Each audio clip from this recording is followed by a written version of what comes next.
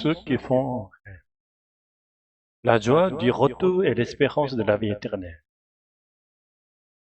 Le souvenir d'un retour inimaginable.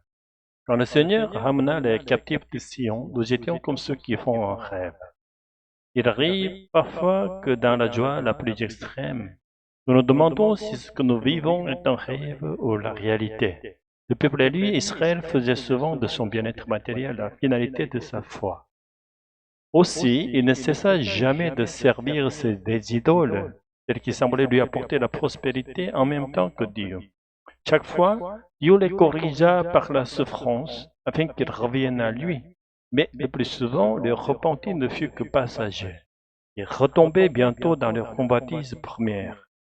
C'est ce que tout l'Ancien Testament ne cesse de rappeler. Finalement, Dieu prit une mesure radicale.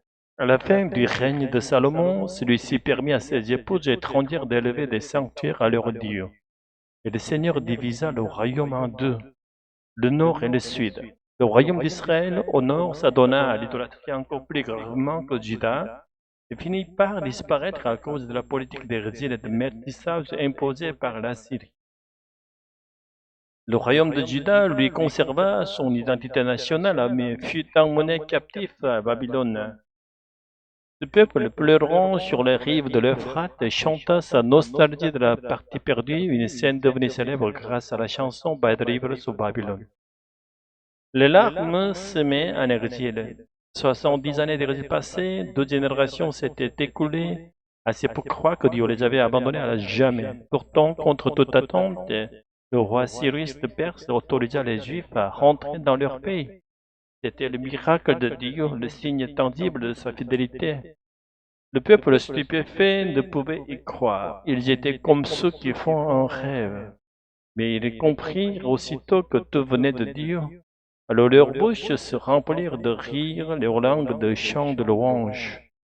Pendant les années de larmes, ils n'avaient pas seulement pleuré, comme le dit le verset 5, ils avaient ensemencé leur âme de la parole de Dieu, comme un laboureur jette la semence en terre.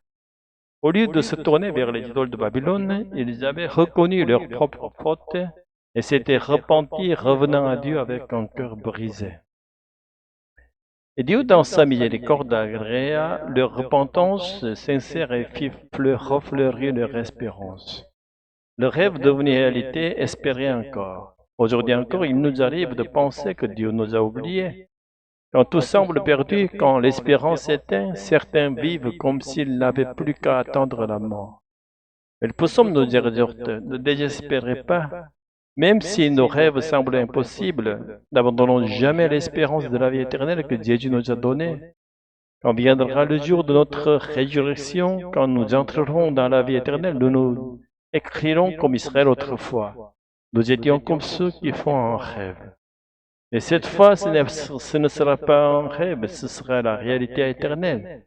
Même si la vie présente nous trompe, même si nos projets s'effondrent, mettons notre confiance dans le Dieu éternel. Vivons dès maintenant comme des citoyens du royaume des cieux, afin de réjouir le cœur de Dieu et d'attendre avec joie le jour où nous le verrons face à face. Amen.